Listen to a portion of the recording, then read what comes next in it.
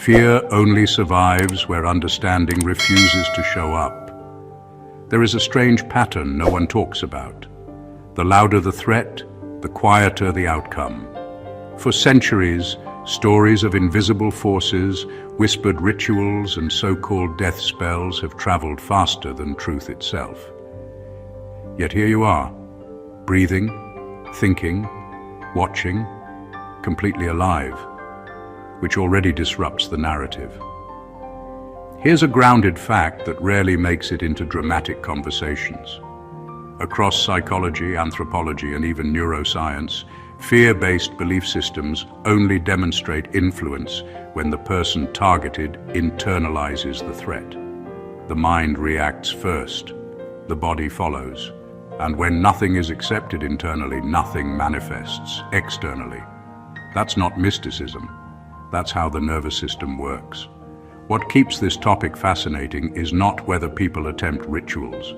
Humans have always performed symbolic acts to feel control. What's fascinating is how often those acts fail when faced with someone who doesn't collapse inward. If spells worked the way stories claim, history would look very different. Graveyards would be full of the calm and confident. Instead, it's usually the anxious and already exhausted who fall apart. And even then, not because of magic, but because pressure finally finds a weak seam. There's also a quiet irony here. People who claim supreme spiritual power often spend an impressive amount of time explaining why it didn't work. That alone should raise an eyebrow, or at least a smirk. Real power doesn't send press releases. So this isn't about mocking beliefs or playing spiritual hero. It's about exposing why some of you are still standing while the warnings kept coming, why threats turned into noise, why the script failed, and why clarity, not fear, ended up being the most inconvenient obstacle to superstition. Stay with this, because once you see what actually keeps people untouched, you'll never look at spiritual intimidation the same way again. Number 1, you're still alive because belief fuels fear, not reality. Fear is not a force that attacks from the outside. It is something that grows when the mind agrees to host it. That's the part many people avoid admitting because it takes responsibility away from the story and puts it back on the individual. Belief is the engine. Fear is the smoke. Without belief, fear has nothing to burn.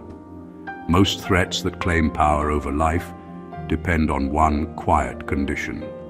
The target must accept the idea that they are vulnerable. Once that idea settles in, the body reacts. Sleep changes, stress hormones rise, judgment weakens. From the outside, it looks like something invisible is working. In truth, the body is responding exactly as it was designed to respond to sustained fear. Nothing mystical is required. Reality is far less dramatic than the stories people tell. If belief alone could cause death, hospitals would be unnecessary and panic would be lethal on sight. Yet millions of people live through intense fear every day and continue functioning. What separates those who break down from those who don't is not protection charms or secret knowledge. It's whether fear is treated as information or as a verdict. When someone believes a threat has absolute power, they start surrendering small pieces of control. They stop trusting their own stability. They hand over authority to an idea. That slow surrender does more damage than any ritual ever could. Fear doesn't strike all at once. It leaks into thinking, habits, and confidence until exhaustion does the rest. On the other hand, when belief is absent, fear struggles to take shape. The mind doesn't build a narrative around danger, so the body stays grounded. Stress passes instead of nesting. Life continues. That's why many people outlive threats that were supposed to end them. Nothing attached, nothing stayed. This is not about being brave or pretending danger doesn't exist. It's about refusing to inflate fear into something it isn't. Reality operates on cause and effect, not intimidation. When belief withdraws, fear collapses back into noise. And when fear collapses, all that remains is a person still standing, wondering why something that sounded so powerful never showed up at all. Number 2, no external force can override a mind that refuses surrender. Most people think danger comes from outside themselves, but the truth is far simpler and far more powerful. Nothing can touch you without permission. The mind is the gatekeeper, and if it refuses to hand over control, the strongest rituals, curses, or attacks are powerless. What looks like magic or malevolence only works when the target's attention and belief feed it. Remove that consent, and the threat collapses. When someone stands firm mentally, fear cannot lodge itself. It has nowhere to grow. This is why so many attacked individuals live on unaffected, while others crumble over the same stories. Strength isn't about mystical shields or secret words. It's about clarity and refusal to be manipulated. Once the mind rejects the premise that it can be harmed in ways beyond the natural, the supposed danger stops being real. It still exists in stories, in whispers, in dramatic warnings, but it doesn't exist in effect. The surprising part is that most people don't realize how much authority they hold over their own experience. Every time anxiety spikes over an unseen threat, it's because attention has been misdirected and power handed away. A mind that refuses surrender operates like a fortress without gates. Attempts to breach it fail silently, leaving the attacker frustrated and the victim unharmed. The world can throw chaos, pressure, or superstition at you endlessly, but as long as you don't buy in, it passes like wind against stone. This principle doesn't require bravery in the heroic sense. It requires awareness. Awareness sees a threat for what it is, recognizes where influence ends, and refuses to act out of panic. That refusal is invisible to others, yet it is the most effective defense imaginable. History is filled with examples. People who should have succumbed according to rumor or fear, yet they thrived simply because they never allowed the narrative to claim them. Understanding this flips the story entirely. It removes the illusion of external power. Nothing can dominate a mind that won't cooperate. The real strength isn't hidden in spells or protection rituals. It is in the unshakable clarity and conscious choice to remain sovereign over your own reality. That alone makes you untouchable. Number 3, many who fell were already fractured long before anything external. The people who panic at the idea of death spells often overlook a simple truth. Collapse almost always starts from within. It's rarely the invisible forces, the whispers, or the rituals themselves that cause breakdowns. The cracks are already there, running deep, often ignored until fear pours in and illuminates them. Belief in external danger becomes a convenient explanation, a story to hide the uncomfortable fact that vulnerability existed long before any spell was cast. Emotional fragility, unresolved trauma, and constant self-doubt create a fertile ground for fear. When someone announces a threat, these pre-existing weaknesses amplify it. The mind interprets anxiety as evidence of danger, and suddenly, what was once manageable turns into catastrophic panic. It isn't magic doing the damage. It's the human mind reacting to stress it has never learned to regulate. The story of an attack gives shape to an internal collapse, but it is never the cause. This is why the same spells, warnings, or threats can touch some people and completely miss others. Survival isn't about mysticism or supernatural favor. It's about the strength, clarity, and cohesion of the individual's inner foundation. Those who have spent time facing their own fears, understanding their emotions, and developing mental resilience rarely fall for the illusion of danger. They remain steady because nothing external can exploit weaknesses that no longer exist. Many who fell weren't victims of someone else's power. They were victims of their own unresolved chaos. Belief acted as a magnifying lens, making ordinary fear seem lethal. Meanwhile, those who had nurtured composure and self-awareness survived the exact same circumstances with barely a scratch. This is a lesson rarely acknowledged because it challenges the comforting myth that threats are always external. The truth is harsher. Vulnerability is largely self-created, and protection begins inside, not outside. Understanding this flips the perspective entirely. What seems like an attack is often a mirror, showing where work needs to be done within. Once that work is done, external warnings lose their weight, and survival becomes inevitable. The fracture that once invited panic simply isn't there anymore, and the person stands firm, untouched, proving that inner strength always outlives fear. Number 4. Survival exposes the exaggeration behind spiritual threats. The moment you realize you are still standing after threats, warnings, and rituals aimed at you, the illusion starts to crumble. Survival itself is the loudest argument against fear-based narratives. People spend so much time dramatizing what could happen, inflating danger into something mythical, but the fact that you are alive proves just how overblown it all was. The universe, life, or reality doesn't conspire to punish you because someone whispered a spell. It operates on principles far simpler and far more indifferent than superstition. What's striking is how easily these stories take hold. The more dramatic the narrative, the more people are willing to surrender their clarity to it. Death spells are powerful in rumor, terrifying in gossip, but powerless in practice. The body doesn't respond to magic, it responds to belief, stress, and attention. When those aren't given, nothing happens. What remains is the person who refuses to hand over their authority, who refuses to inflate fear into action, standing calm while the noise rages around them. This is why survival feels almost like proof.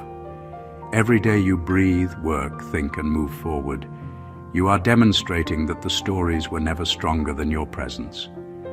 Nothing external holds the power to undo someone grounded in themselves.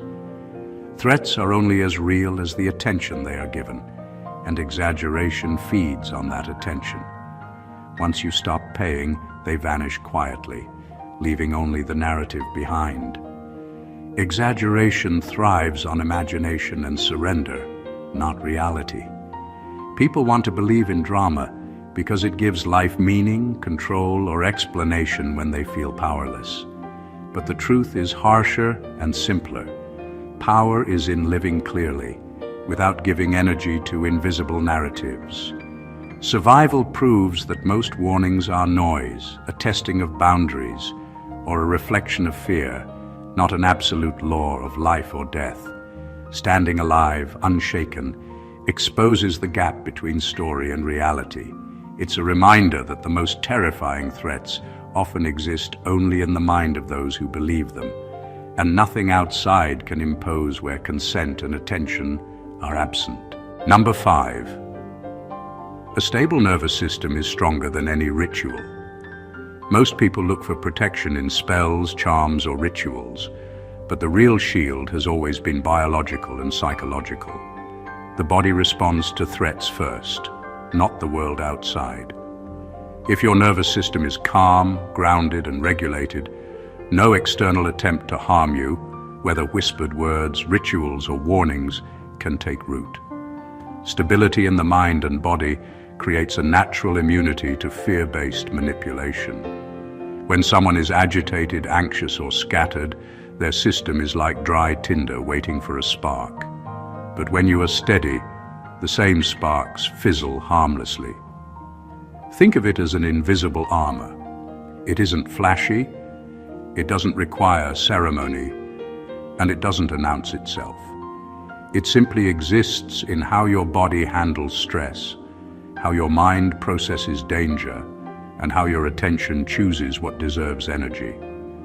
A person with a stable nervous system sees threats for what they are: signals, stories, or distractions. They don't overreact, don't surrender control, and don't hand power to something that isn't real. Calmness becomes contagious internally. Every heartbeat, breath, and thought reinforces the fact that you are untouchable by anything that relies on fear. This stability is rarely understood or appreciated because it's invisible to the outside eye. People chase dramatic forms of protection because they underestimate the quiet, persistent force of composure. Yet it is composure that breaks cycles of panic, stress, and imagined attack. While others are responding to every whisper of danger, a stable person moves through life uninterrupted, almost immune to what should terrify them. The lesson is simple but profound. Rituals cannot teach what your body and mind can learn through practice. Regulation, clarity, and presence form a force stronger than superstition. The nervous system decides whether a threat matters before the mind even gets a vote. When it is stable, nothing external can gain traction. That is why some people weather storms that should have undone them, standing firm while chaos swirls around. True protection is internal, silent, and relentless, and it always outlasts fear, rumor, and ritual combined. Number 6. What's called an attack is often unresolved pressure surfacing. Most people look for external causes when they feel threatened, convinced that someone, somewhere, has directed harm their way. The truth is far simpler and far more revealing. What often feels like an attack is just pressure you've been carrying surfacing in dramatic ways. Life has a way of amplifying unresolved tension, past trauma, and neglected emotions, making ordinary stress feel extraordinary. When fear, anger, or anxiety reach a tipping point, they create a lens through which anything can be interpreted as a threat, even whispers, rumors, or harmless warnings. This is why people can experience the same circumstances very differently. One person will feel cursed, targeted, or under attack, while another moves through the same situation untouched. The difference isn't external magic, it's what each person is carrying internally. Emotional baggage amplifies perception. Anxiety acts like a signal booster, turning small problems into crises and coincidence into conspiracy. In effect, the body and mind create a storm that looks like it came from outside, but the source has always been internal. Understanding this flips the story entirely. The drama, the tension, the sense of being targeted, all point back to unresolved pressure inside. Fear thrives when it has a narrative, and a spiritual attack gives that narrative life. But if you address the pressure at its root, through awareness, self-reflection, or emotional regulation, the storm loses its energy. What once felt unstoppable dissipates. The supposed attacker is revealed as irrelevant, because the real source of danger was always the unprocessed weight you carried yourself. This explains why some people survive repeated attacks unscathed, while others crumble over whispers. It's never about mystical power or supernatural skill. It's about internal equilibrium. The stronger your inner foundation, the less any story can touch you. Attacks only work when pressure has already created cracks, giving fear a place to anchor. Once you take responsibility for your internal landscape, the external narrative loses authority, leaving you free, composed, and untouchable, while chaos rages around you. Number 7. Psychological resilience outperforms superstition every time. People often search for protection in rituals, spells, or charms, believing that outside forces hold the power to determine life or death. The real truth is much simpler and far more reliable. Nothing affects you more than the strength of your mind. Psychological resilience, your ability to stay steady, process stress, and recover from pressure, outperforms superstition every single time. While fear-driven beliefs rely on vulnerability, resilience is built on clarity, self-awareness, and emotional control. It doesn't matter what stories or rituals are directed at you. A resilient mind simply refuses to take them seriously. Resilience isn't about pretending threats don't exist. It's about understanding the difference between what is real and what is imagined. People who survive repeated rumors of attacks or alleged spells aren't lucky. They've cultivated a mental armor that filters illusion from reality.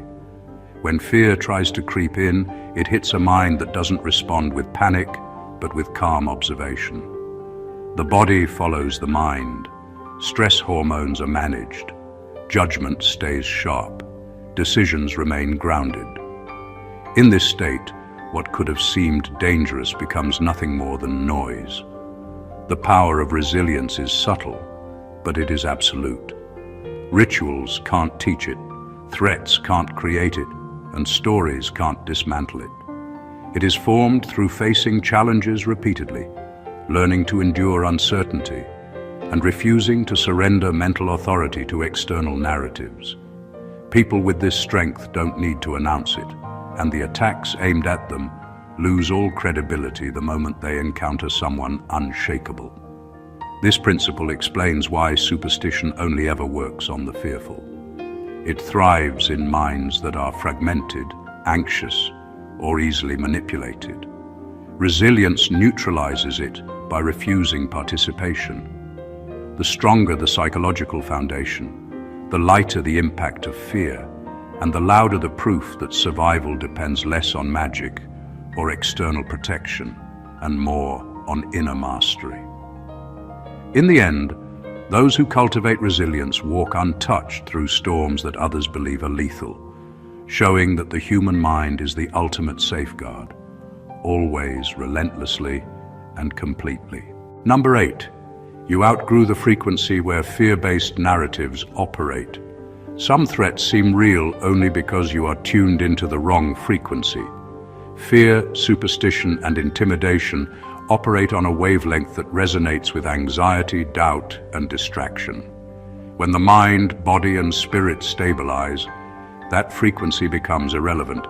The threats lose their energy because they no longer find an audience inside you. What once sent shivers down your spine now passes unnoticed, like a radio station you no longer tune into. Survival isn't about escaping danger. It's about shifting yourself to a place where it simply cannot reach you. This is why some people crumble under the same circumstances that others navigate effortlessly. The difference isn't luck, it's alignment. Those who remain untouched have moved beyond the resonance of fear. They no longer vibrate in ways that allow threats to grab attention or hold sway. Words, rumors, and supposed rituals have no traction because the internal environment no longer validates them. The more you strengthen awareness, presence, and clarity, the higher the frequency you occupy, and the more disconnected you become from the noise designed to unsettle you. Outgrowing the fear frequency also changes perception. Events that once seemed ominous now appear neutral. Stories of danger are recognized for what they are: attempts to manipulate attention and control belief. This shift doesn't happen overnight. It comes from consistent practice, observation, and refusal to participate in narratives that thrive on panic. It's a quiet, invisible transformation that others may not notice, but its impact is undeniable. The threats lose their edge not because they vanished, but because you no longer engage with them. This principle proves why survival often seems mysterious to outsiders. It isn't magic, protection spells, or hidden powers.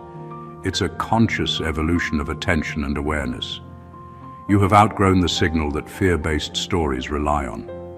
What once held power over you now fizzles instantly. The moment you stop tuning into fear, threats lose their frequency, leaving only clarity, composure, and an untouchable presence that stands firm, regardless of external noise. Number 9. Power seekers rely on intimidation because they lack substance. Many people who claim to wield extraordinary influence, who threaten, warn, or insist they can control life and death, do so because they have nothing real to offer. Their power is a mask for insecurity, a performance designed to make others believe in their authority. True strength doesn't need to scream or manipulate. It exists quietly, confidently, and without announcement. Those who rely on intimidation do so because they know that substance, true competence, clarity, and resilience is invisible and unassailable. Intimidation works only on those who give it energy. Fear becomes the currency, and attention is the fuel. The moment someone refuses to buy into the performance, the illusion crumbles.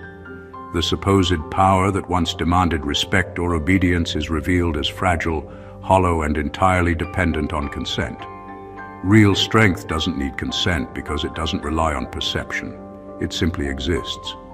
Those who try to control through fear are projecting weakness, not projecting force. History and observation reveal this pattern repeatedly.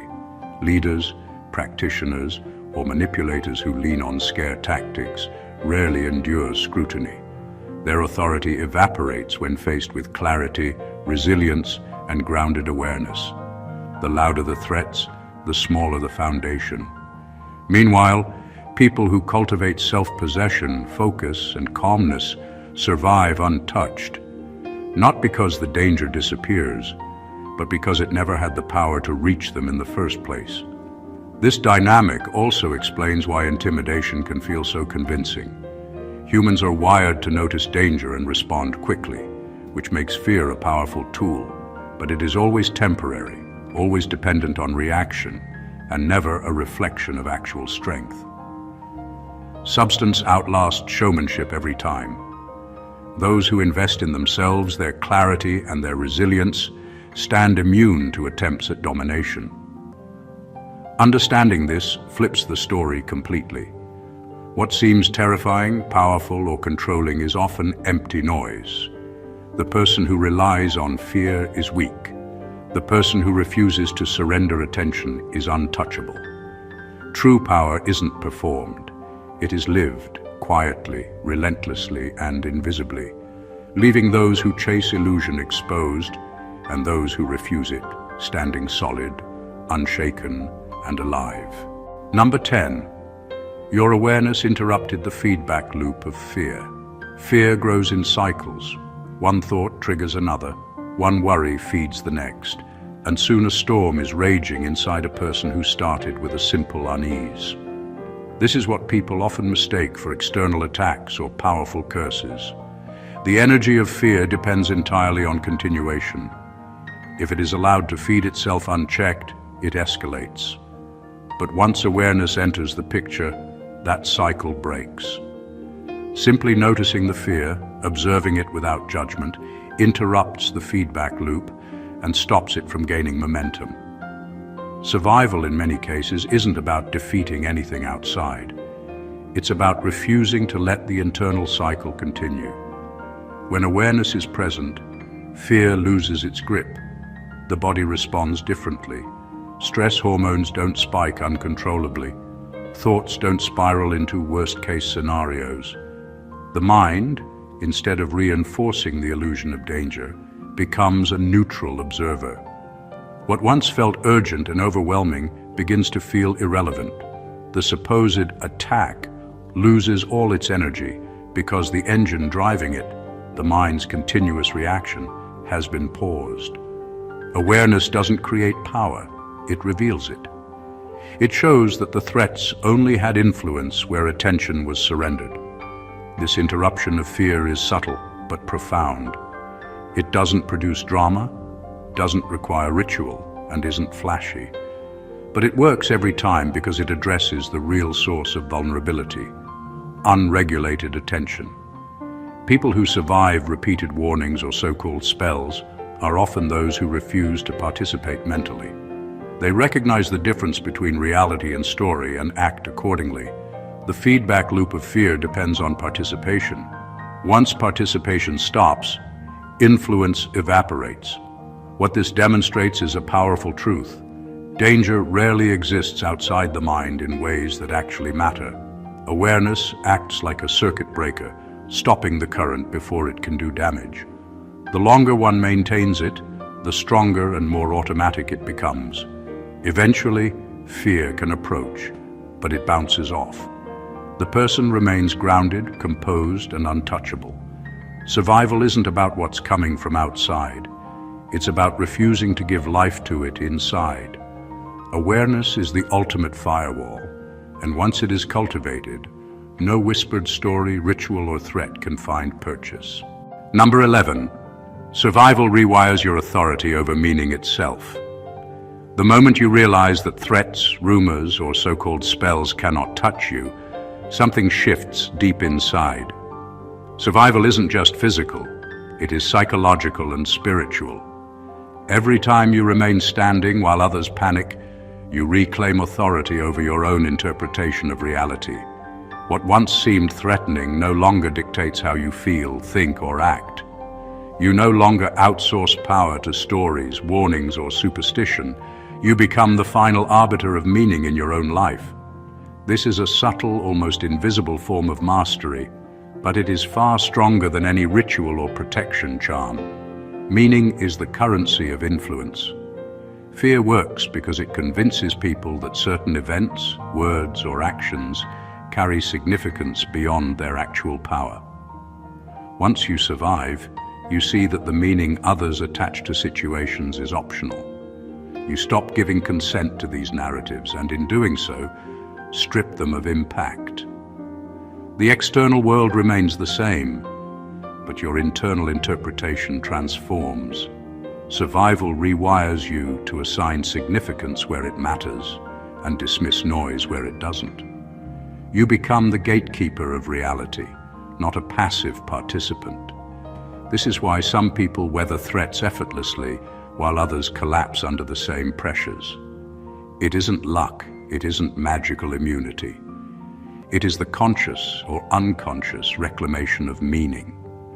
Every time fear approaches, it meets a mind that refuses to validate it. The stories that once seemed dangerous are now neutral. The tension that once controlled decisions is now irrelevant. The individual becomes untouchable because nothing external can impose meaning without consent. This rewiring also reshapes relationships, choices, and perception. You stop overreacting to whispers, rumors, or dramatized warnings. You see through performances of power because you no longer grant them authority. The world becomes transparent, and your position within it unshakable. Survival doesn't just preserve life, it transforms it. It returns the power of interpretation to its rightful owner, you. In that reclamation, you become immune to manipulation, indifferent to superstition, and sovereign over the very narrative of your existence. Number 12. Many practitioners sell certainty to people addicted to explanations. There's a simple reason why death spells and spiritual attacks are so convincing to some. Humans crave certainty in a world that is anything but certain. People who claim to have secret knowledge or supernatural power are often selling reassurance, not results. They package fear into something that appears controllable, providing explanations for the unexplainable. When life feels chaotic, people are drawn to these narratives because they offer a structure, a story, a sense that someone, somewhere has the answer. The irony is that the power of these practitioners rarely comes from anything mystical. It comes from the human desire to outsource responsibility and outsource fear. Addiction to explanations is natural. Life is unpredictable, and the mind craves patterns.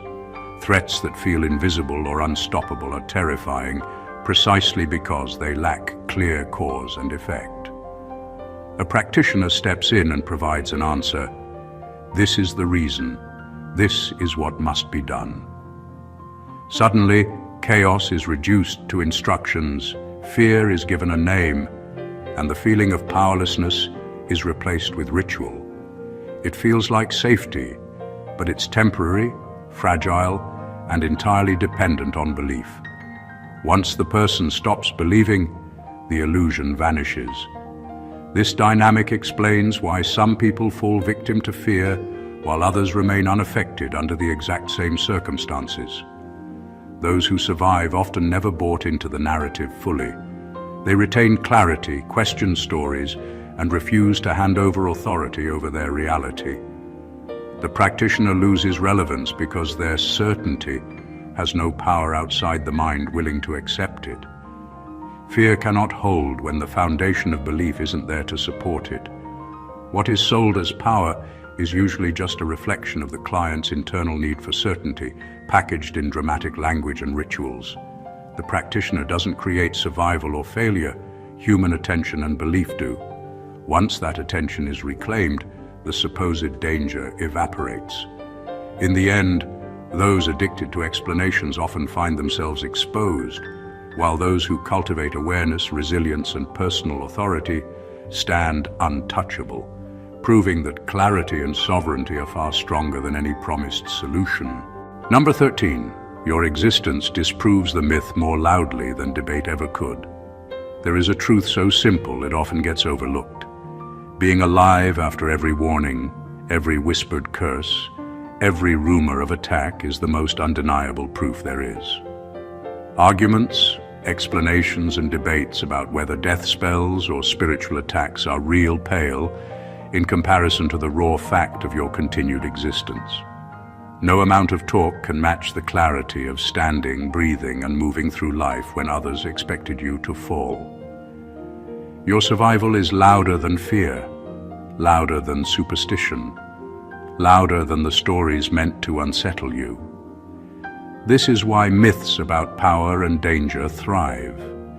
They rely on fear of the unknown, on stories told faster than verification, on the ability to control through imagination. But existence cannot be argued away.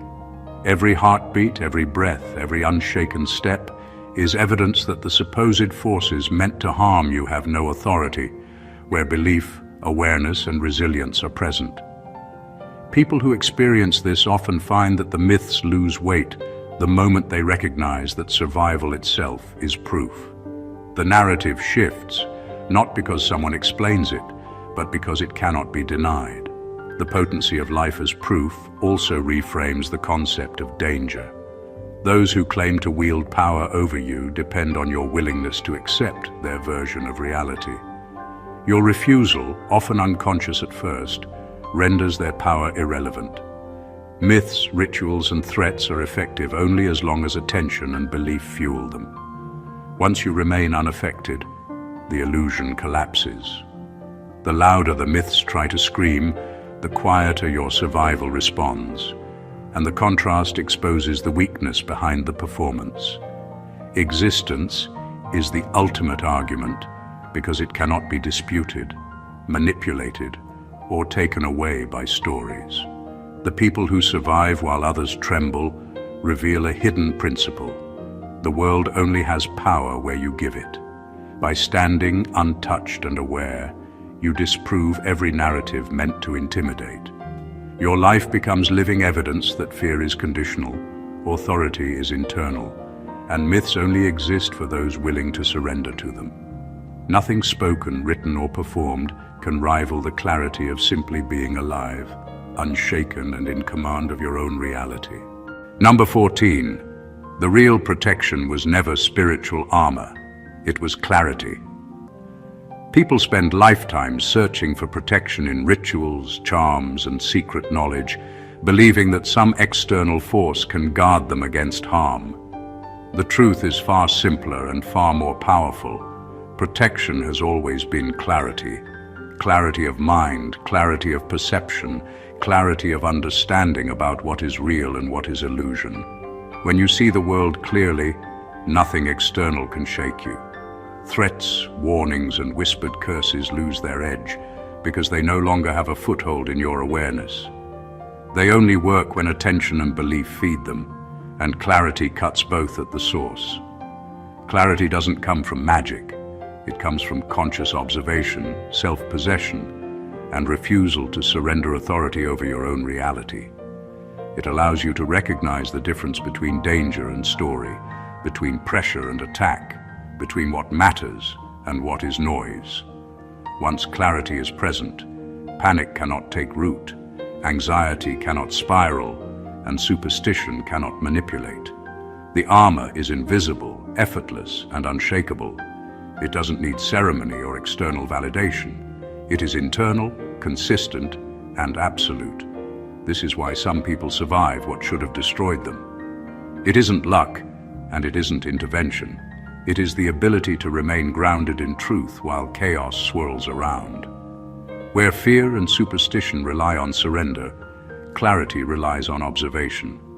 Where rituals demand belief, clarity demands nothing. It neutralizes threats not by fighting them, but by refusing to engage them. The world may attempt intimidation, the stories may grow louder, but clarity makes these attempts irrelevant. The ultimate irony is that the protection most sought after externally already exists within. Survival, composure, and resilience are the natural byproducts of seeing clearly and acting from that understanding. Every step, every decision, every unshaken moment proves that the real shield has always been your mind. Clarity is the firewall, the invisible armor, and the undeniable power that renders all external threats powerless. In the end, nothing can touch someone who sees, understands, and refuses to hand over control, because true protection has always been internal, silent, and unstoppable. Conclusion: the truth is undeniable. Nothing outside of you has the power you often fear it holds. Death spells, whispered curses, and threats only exist in the spaces where belief, panic, and surrender take root. Every point we've explored comes back to the same principle. Survival, resilience, and power are always internal, not external. Awareness interrupts the cycles of fear. Clarity dissolves illusions. And a mind that refuses to surrender cannot be touched. Your existence alone disproves the myths. Your composure exposes the exaggeration, and your understanding rewires authority over meaning itself. Those who survive aren't lucky. They are awake. They have outgrown the frequencies that fear-based narratives operate on, refused to validate empty intimidation, and cultivated an internal stability far stronger than any ritual could ever provide. Psychological resilience, emotional mastery, and unshakable awareness form the ultimate protection, rendering superstition powerless and threats irrelevant. Real strength is silent, invisible, and relentless. It lives in a mind that refuses to participate in fear, a body that refuses to react unnecessarily, and a spirit that refuses to surrender authority over its own reality. Everything else, stories, warnings, rumors, and spells, are noise. They can never reach someone who refuses to hand over attention and belief. The power of clarity, presence, and self-possession proves that survival isn't about avoiding danger. It's about refusing to give life to it internally. When you stand untouched while chaos rages around you, you embody the ultimate truth. The real armor has always been within, and nothing external can match it. If this message resonated with you, make sure to subscribe to the channel so you never miss wisdom that strengthens your mind and spirit. Like this video, leave a comment sharing your thoughts or experiences, and share it with someone who needs to realize their own power. Standing firm isn't just survival, it's mastery, and it's time to claim it. Stay blessed always.